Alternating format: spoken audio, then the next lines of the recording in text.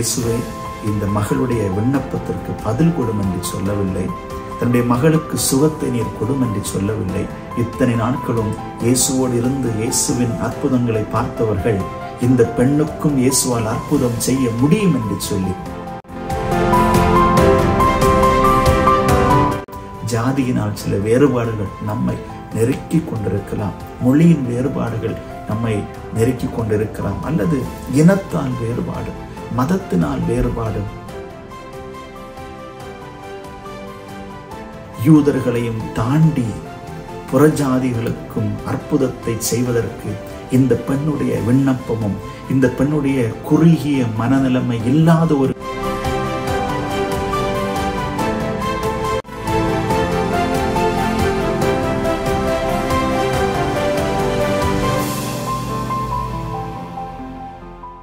கிறிஸ்துவுக்குள் அன்பான தேவனுடைய பிள்ளைகளே, ஆண்டவராகிய இயேசுவின் நாமத்தினாலே இந்த சமாதானத்தின் நேரத்தை பார்த்து கொண்டிருக்கிற உங்களை நான் வாழ்த்துகிறேன், வரவேற்கிறேன்.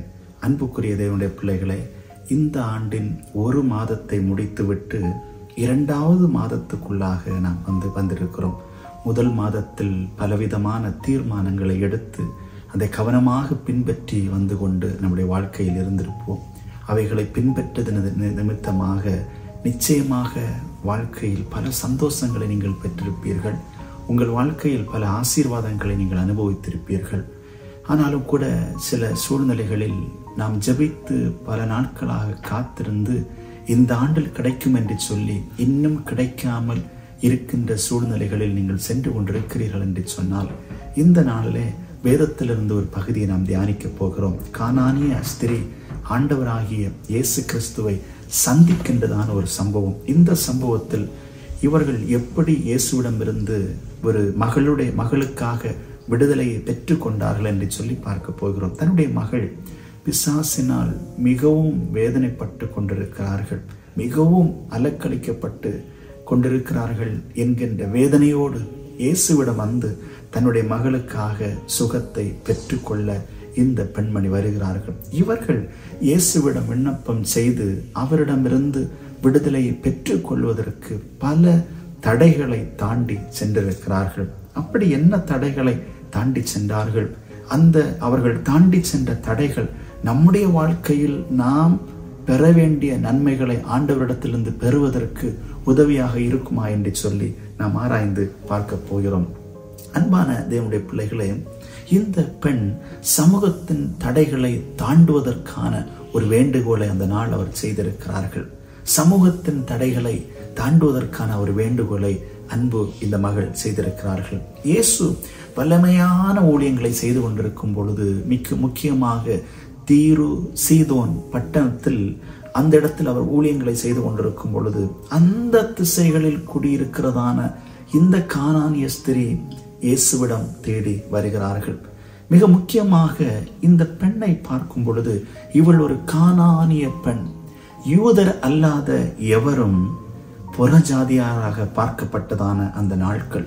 ஆண்டவராகிய இயேசு கிறிஸ்து யூதர்கள் மத்தியில் இந்த ஊழியத்தை செய்து கொண்டிருக்கும் பொழுது, புறஜாதி ஆன இந்த பெண் இயேசுவிடம் நெருங்கி வர பார்க்கிறார். அந்த நாட்களில் ஒரு புறஜாதியாக இருந்து கொண்டு ஒரு யூதரை சந்திப்பது ஒரு எளிதான காரியம் அல்ல, மிகவும் கடினம். அதை எளிதாக மக்களும் சமுதாயமும் ஏற்றுக்கொள்வதில்லை. இந்த பெண்ணுக்கு இந்த சமுதாய தடைகள் பெரிதாக தெரியும். இந்த பெண்ணுக்கு தெரியும், நான் ஒரு யூதரை சந்தித்து விண்ணப்பிப்பது எளிது அல்ல என்று சொல்லி அவர்களுக்கு நன்கு தெரியும். எப்படியாவது என் மகளுக்கு சுகத்தை நான் பெற்றுக் கொடுக்க வேண்டும் என்று சொல்லி ஒரு முயற்சி எடுத்து இந்த பெண் கடந்து செல்லுகிறார்கள்.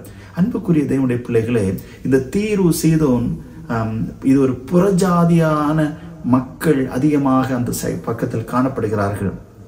கானானியர் என்கிறதான பதம் இந்த புதிய ஏற்பாட்டில் இந்த இடத்தில் மட்டும்தான் குறிப்பிடப்பட்டிருக்கிறது. ஆனால் பழைய ஏற்பாட்டில் 80 முறை கானானியர்கள் என்கிறதான அந்த பதம் குறிப்பிடப்பட்டிருக்கிறது. ஆகவே பார்க்க மிக முக்கியமாக இந்த பகுதியில் இஸ்ரவேலர்கள் எகிப்திலிருந்து வந்து அவர்கள் தங்கியிருந்ததான இடமாக காணப்பட்டிருக்கிறது. ஆனால் இந்த பெண் இஸ்ரவேலர் வம்சத்தையோ அந்த வழிகளிலேயோ சார்ந்தவர்கள் அல்ல. இவர்கள் ஒரு புறஜாதியானவர் என்பது மிகவும் தெளிவாக நாம் அறிந்து கொள்ள முடியும். இயேசுவை சந்திக்க சமுதாயத்தில் இவளுக்கு சூழ்நிலைகள் சாதகமாக இல்லை, சாதகமான சூழ்நிலை இல்லை. வேறு இனத்தவர் என்கின்றதான ஒரு சூழ்நிலை, வேறு இடத்தை சார்ந்தவர்கள் என்கின்றதான ஒரு சூழ்நிலை, ஏற்றுக்கொள்ள முடியாத ஒரு சூழ்நிலை. இப்படிப்பட்ட சூழ்நிலையில் இந்த பெண் இயேசுவை வந்து சந்தித்து விண்ணப்பம் செய்கிறார்கள். அன்பு தேவனுடைய பிள்ளைகளை, இந்த நாளிலும் நாம் ஆண்டவரிடத்தில் விண்ணப்பம் செய்வதற்கு நம்முடைய சமுதாய சூழ்நிலைகள் நமக்கு சாதகம் இல்லாமல் இருக்கலாம்.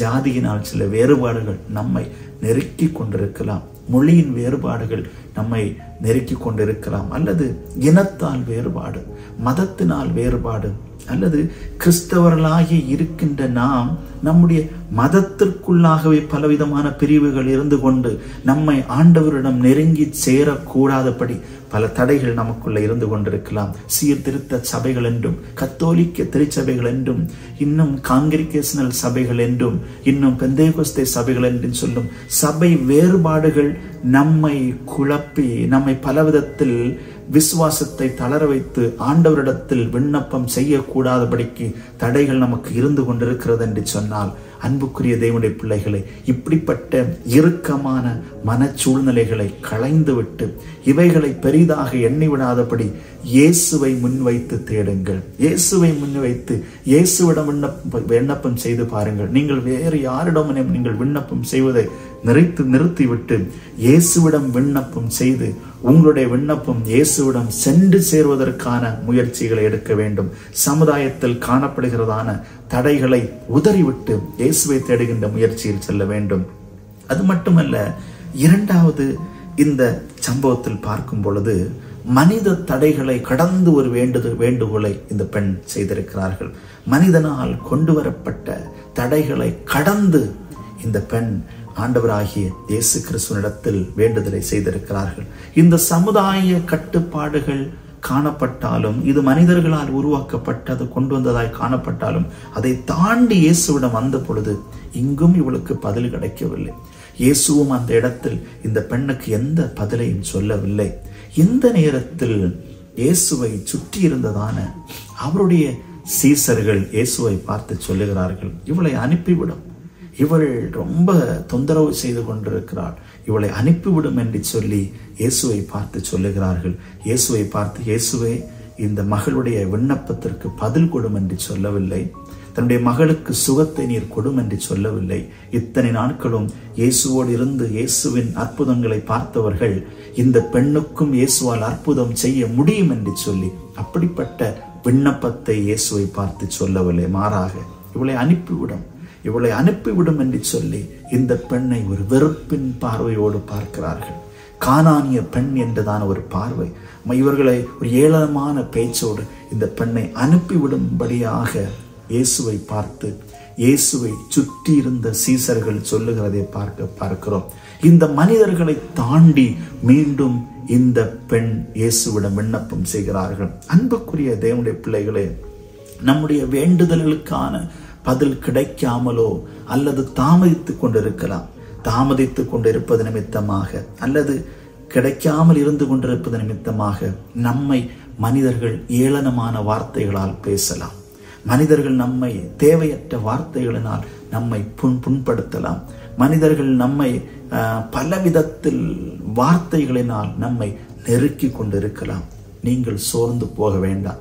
நீங்கள் விண்ணப்பிப்பது மனிதரிடத்தில் அல்ல, இயேசுவிடத்தில் நீங்கள் விண்ணப்பம் செய்கிறீர்கள். இயேசுவிடத்தில் நீங்கள் விண்ணப்பம் செய்யும் பொழுது நிச்சயமாக மனிதர்களுக்கு முன்பாக எந்த மனிதர்கள் உங்களை ஏளனமாக பேசினார்களோ, எந்த மனிதர்கள் உங்களை தேவையற்ற வார்த்தையினால் உங்களை அவமானப்படுத்தினார்களோ, அவர்களுக்கு முன்பதாகவே இயேசுவால் உங்கள் வாழ்க்கையில் அற்புதம் செய்ய முடியும். பழைய ஏற்பாட்டில் அன்னாள் அழுது குழந்தைக்காக ஜெபித்த பொழுது ஏலி அவளை பரியாசம் செய்தார். இவள் மது பானம் அருந்திவிட்டு புலம்பிக் கொண்டிருக்கிறார்கள் என்று சொல் அவள் ஆனால் உண்மையாக ஆண்டவரிடத்தில் ஜபித்து கொண்டு இருந்தார் என்பதை அவரால் அந்த நேரம் புரிந்து கொள்ள முடியவில்லை.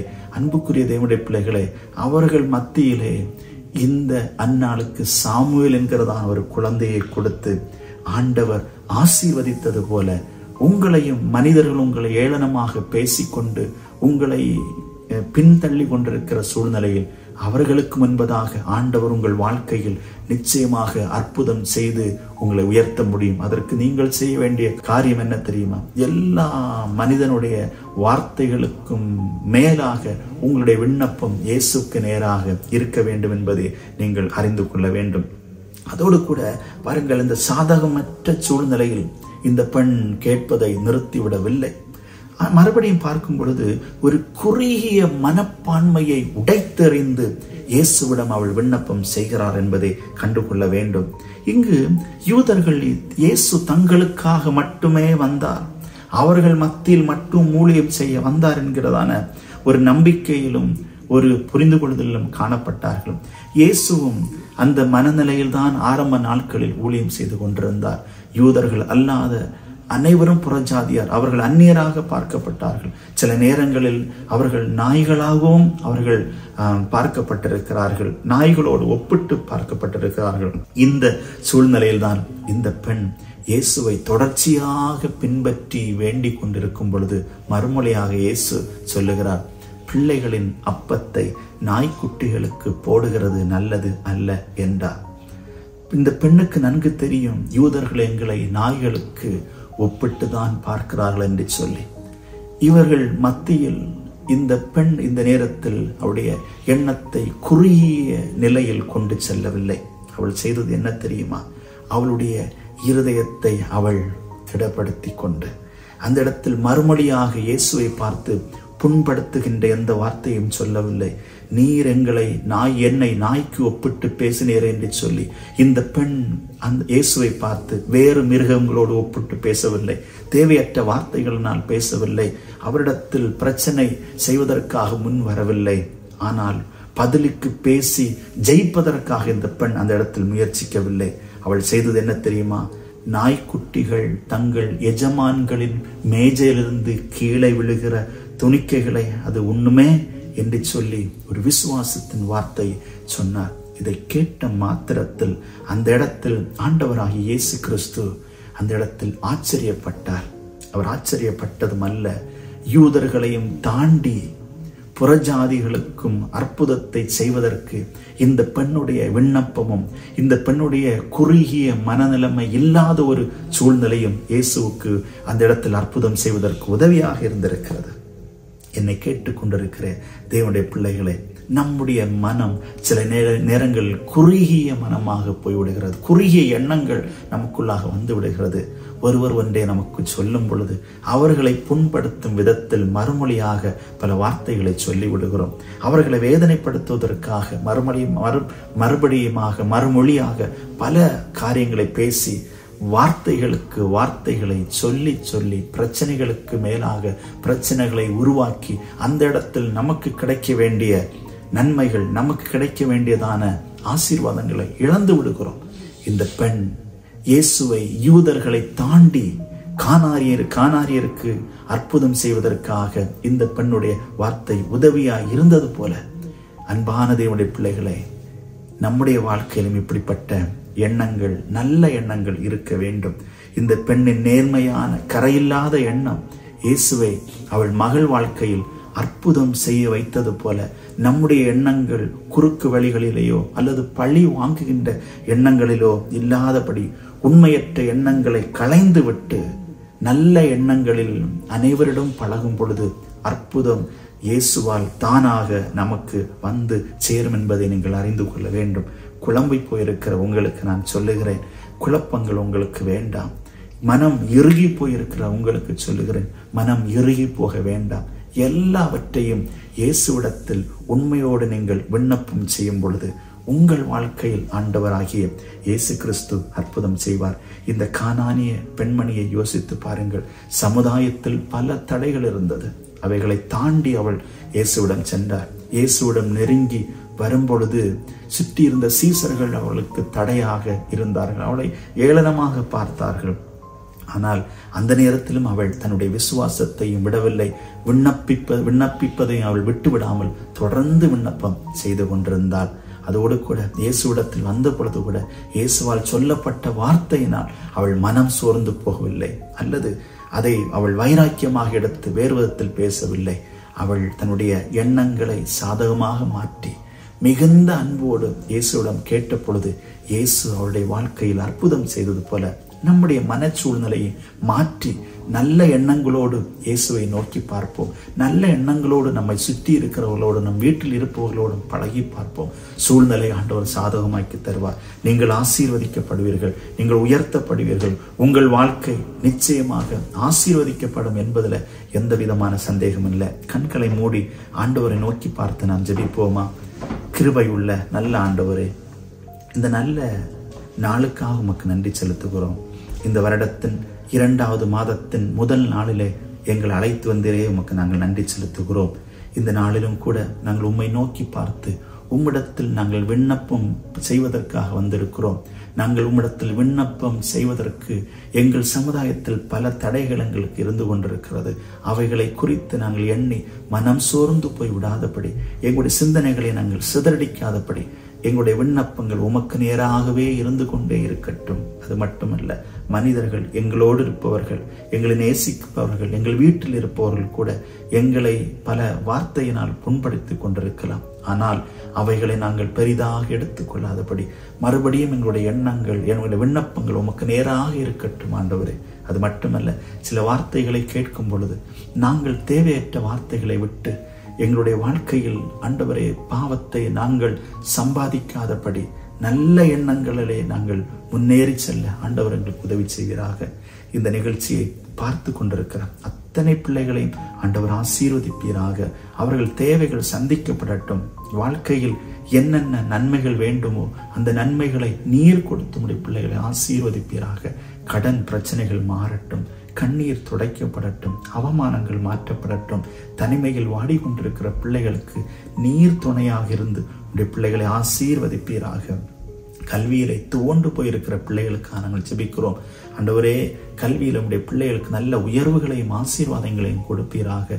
தேர்வு நாடுகளுக்குள்ளாக நம்முடைய பிள்ளைகள் நெருங்கி சென்று கொண்டிருக்கும் பொழுது ஆண்டவரே, தேர்வுகளை உடைய பிள்ளைகள் நல்ல மதிப்பெண்களை பெற்றுக்கொள்ள உடைய ஞாபக சக்தியை நீர் அதிகமாக கொடுத்து நல்ல பிரசன்ஸ் ஆஃப் மைண்டை கொடுத்து பிள்ளைகளை ஆசீர்வதிப்பீராக. இந்த தேர்வு நாட்களில் பிள்ளைகளுக்கு எந்த பலவீனங்களும் அணுகாதபடி ஆண்டவர் பாதுகாத்துக் கொள்வீராக. வீடுகளை இழந்து போயிருக்கிற பிள்ளைகளுக்காக நாங்கள் ஜெபிக்கிறோம்.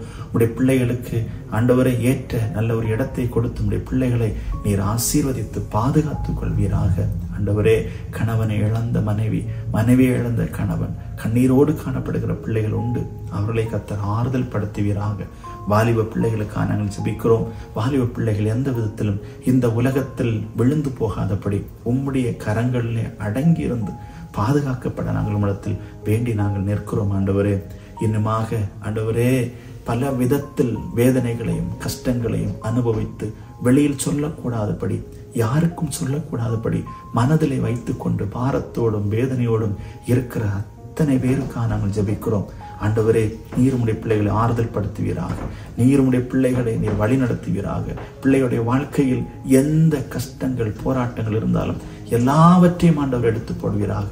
தேவ பிரசன்னம், தேவ பாதுகாப்பு உம்முடைய பிள்ளைகளோடு நிறைவாக இருக்கட்டும். சமுதாயத்தின் தடைகள், மனிதர்களால் வருகிறதான தடைகள், குறுகிய எண்ணங்களினால் வருகிறதான தடைகள் எல்லாவற்றையும் எடுத்து போட்டு எங்கள் பார்வை உமக்கு நேராக இருந்து உம்மிடத்திலிருந்து நன்மைகளை நாங்கள் பெற்றுக்கொள்ளட்டும். திருமணத்தின் தடைகள் மாற்றப்படட்டும். குழந்தை பாக்கியத்திற்காக காத்திருக்கிற பிள்ளைகளுக்கு குழந்தை பாக்கியத்தை கொடுத்து நீர் ஆசீர்வதிப்பீராக. தேவக்கரம் உடைய பிள்ளைகளோடு நிறைவாக இருக்கட்டும். இந்த நிகழ்ச்சியை பார்த்து கொண்டு என்னென்ன விண்ணப்பங்களுக்காக உம்மிடத்தில் ஜெபித்துக் கொண்டிருக்கிறார்களோ உடைய பிள்ளைகளுக்கு ஆண்டவர் அற்புதம் செய்வீராக, அதிசயம் செய்வீராக. எங்களை முழுவதுமாக உடைய கரத்தில் அர்ப்பணிக்கிறோம். இந்த மாதம் முழுவதும் எங்களுக்கு ஆசீர்வாதமாக இருக்கட்டும்.